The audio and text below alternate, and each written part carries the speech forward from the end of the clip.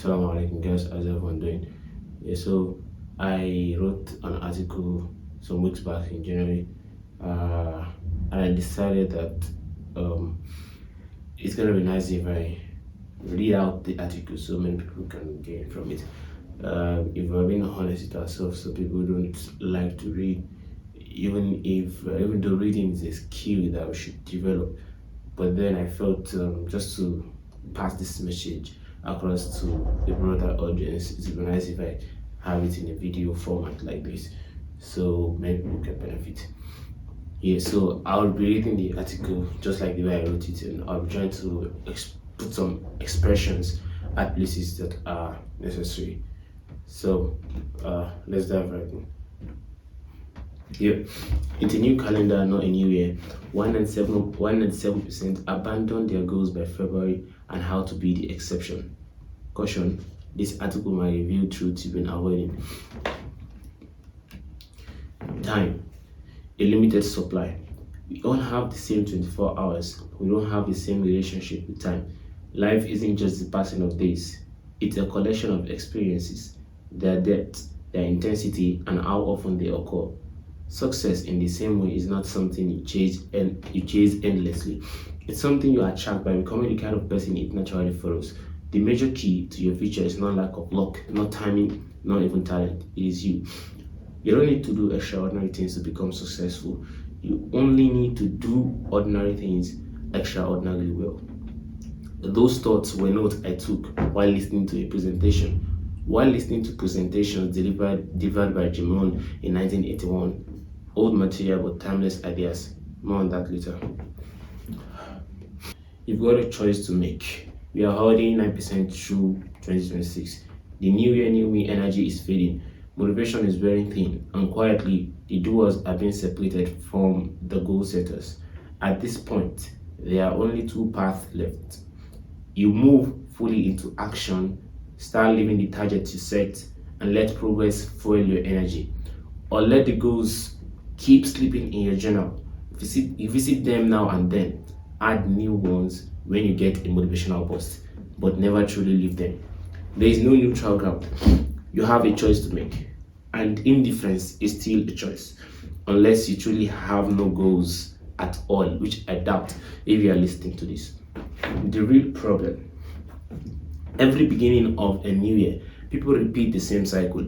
They feel like they failed themselves the year before, so they reset, they write down new goals, they promise, this time it will be different. I am locked in now. And then they expect something magical to happen, as if writing goals alone is enough to cause a dramatic turn in their lives. But here is the uncomfortable truth. We don't rise to the level of our goals, we fall to the level of our systems. It is not how many goals you set that determines your success. It is how much you live them daily, quietly, consistently. A dangerous misconception. Let me be clear. Setting goals at the beginning of each year is not a problem. The problem is when people believe their seriousness depends on a calendar date. They wait for the new year to become disciplined. They wait for January to refine their habits. They wait for next time to start taking life seriously. They forget something important. The new year is just one moment of momentum. Life is full of momentous moments, each one capable of resetting your direction if you are aware enough to use it. Some of them are obvious. A new school session, graduation, a major win, a painful setback, a life-changing experience. Others are quite subtle, a quiet realization, a single conversation, and here is the most powerful one of all, a new day. Every day gives you opportunity to recommit. You don't need permission from January to become serious again. Why 97% end up abandoning their goals? Most people don't fail because they are incapable. They fail because they lack structure. Broadly speaking, the pattern looks like this. About 83% of people do not have a plan at all. They live reactively, responding to whatever shows up next. And whether they realize it or not, they are planning something, failure. This group spends an excessive amount of time on distractions, not because they genuinely love wasting time, but because nothing is actively directing their time elsewhere. If you fail to plan, you plan to fail. Then there's the next 14%. These people do have plans. They think about their goals often. They talk about them. They imagine what life would look like once they've achieved them, but they don't write their plans down. They are better off than the 83%, but they're still stuck in a dangerous zone. A common trait here is being busy but not productive, momentum without direction. To be clear, the core problem isn't that they don't write their plans down. Writing is just a symptom of having a structure. The real issue is that they obsess over their goals but ignore systems required to reach them. The final 3% do something different. They have a plan, they write it down, and most importantly, they follow it up with deliberate systems. This small group is in many times more likely to actually achieve what they set out to do, not because they're special, but because their actions are structured. That is a real difference. How to become part of the exceptional 3%. Once you've understood why most people drift, the next step is obvious. You act different. Here is how. Number one, focus on systems over goals. Let me explain with an example. Two people, Mr. A and Mr. B, both want to learn how to code and get a job in 2026. Mr. A has the goal. He knows coding is important. He watches content, saves tweets, bookmarks resources. He tells himself, as long as I keep doing what someone who wants a dev job would do, I'll be fine. 3 weeks in, reality hits. Distraction creeps in, consistency fades, and progress begins to stall. This happened not because he didn't care, but because caring alone wasn't enough. Mr. B, on the other hand, thinks different. He designs a system. He blocks out specific hours each week for learning and locks them into his calendar. He defines exactly what to study. He highlights what project to build. He sets regular checkpoints to evaluate his progress and adjust accordingly. He has a routine, sets reminders, and follows them squarely. It does what it is meant to do when the time is right, whether it feels in the mood or not. Goals point you in a direction. Systems are what move you forward, especially on the days motivation disappears. And I would like to linger on this a little bit. In the book Seven Habits of Highly Effective People, he mentioned something. The author mentioned something where he said, you have a building, for example, and you start climbing the building. You use all your wisdom of climbing the building fast to get to the top, only for you to realize you've been climbing the wrong building. That is the problem of not having a direction, not having a goal. So goal actually sets you in a direction. But then, after you've known the correct building to place your ladder on, what you should do is to block out the top of the building you have to provide and focus on the ladder itself. Focus on climbing the ladder because it is the bridge between where you are and the top of the building. So focus on the systems that make you climb the ladder efficiently. And don't be so overwhelmed at the height of the goal, at the height of the building. Fall in love with the process, and you are going to find yourself naturally where you want to be. That is how goals and systems work. Number two, organize your life. The better organized you are, the more value you can fit into your life. Just like how a neatly packed suitcase can hold more than a messy one. In your life journey, resist being a passenger, become the driver. First, you decide where you are going, then draw your map to get you there. Whenever you plan, ensure you plan in terms of weeks, not days, not months. Daily planning is too narrow, and monthly planning is too vague. A very good balance is weekly planning. From there, you can break things down into daily to-dos. Weekly planning sits in the Goldilocks zones of productivity. Number three, put first things first. Being organized is useless if you work on the wrong things. Not every task deserves your energy. Not every opportunity deserves a yes. Learn to identify what actually moves the needle and protect it aggressively.